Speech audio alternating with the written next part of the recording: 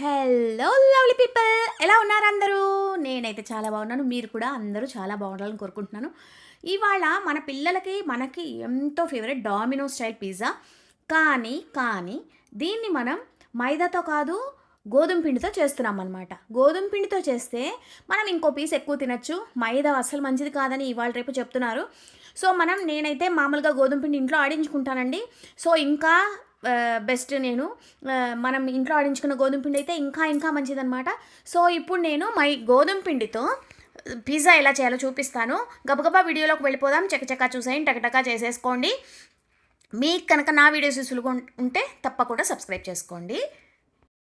So ముందుగా ఒక బౌల్లో 1 స్పూన్ ఈస్ట్ తీసుకోండి, డ్రై ఈస్ట్. ఇది మనకు సూపర్ మార్కెట్స్లో దొరుకుతుంది.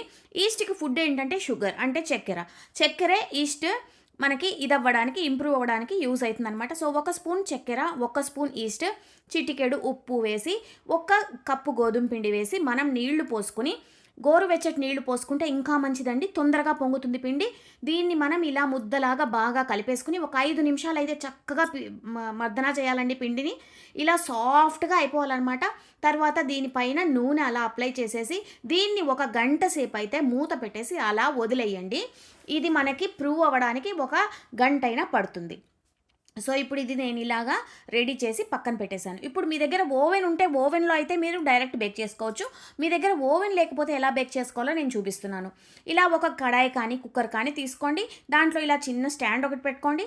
దానిపైన మనం చేసే పిజ్జా ఇలా పైన పెట్టేసి ముందుగా దీన్ని ఒక అరగంట సేపు వేడి చేసుకోండి. తర్వాత పిజ్జా పెట్టుకుని దాన్ని మీరు బేక్ చేసుకుంటే ఒక అరగంట సేపు ఓవెన్ లేకపోయినా పిజ్జా అయితే బేక్ చేసుకోవచ్చు అనమాట.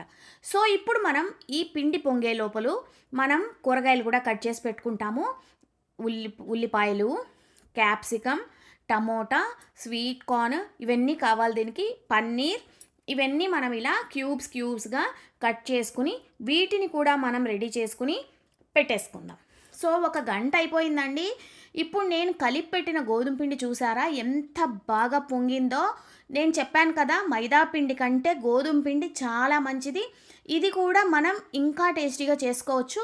సో ఇలాగ నేను పొంగిన పిండిని ఏం చేస్తానంటే పిజ్జా లాగా దీన్ని మనం షేప్ చేసుకోవాలి.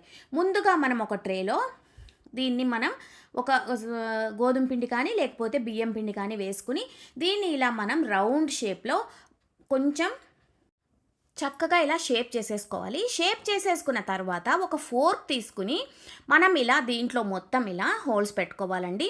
ఫోర్క్ తీసుకుని చక్కగా ఇలా పియర్స్ చేసుకోండి, చక్కగా హోల్స్ పెట్టేసుకోండి.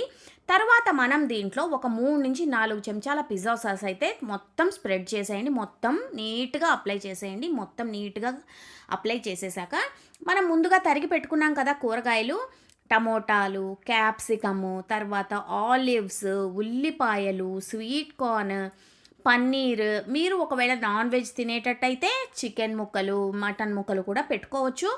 నేనైతే వెజిటేరియన్ కాబట్టి నేను అన్ని కూరగాయ ముక్కలు ఇలా అమర్చేసుకున్నాను. పన్నీర్ కూడా పెట్టాను. మీరు కావాలంటే దీంట్లో మనం ఇది బేబీ కార్న్ ఉంటుంది కదా, అది పెట్టుకోవచ్చు. నేనైతే స్వీట్ కార్న్ వేసాను ఇవాళ.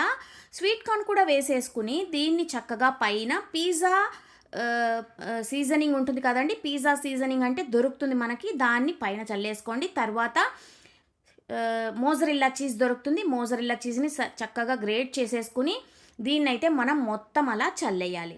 చల్లేసిన తర్వాత ఇలా మోజరెల్లా చీజ్ అయితే బాగా గ్రేట్ చేసుకుని సన్నగా తురుముకొని దీని మీద ఇలా మొత్తం చల్లేసుకోండి. ఇప్పుడు దీన్ని ఓవెన్లో అయితే 200 డిగ్రీ సెంటీగ్రేడ్లో మీరు ఒక 10 నిమిషాలు అయితే బేక్ చేసుకోవాలి.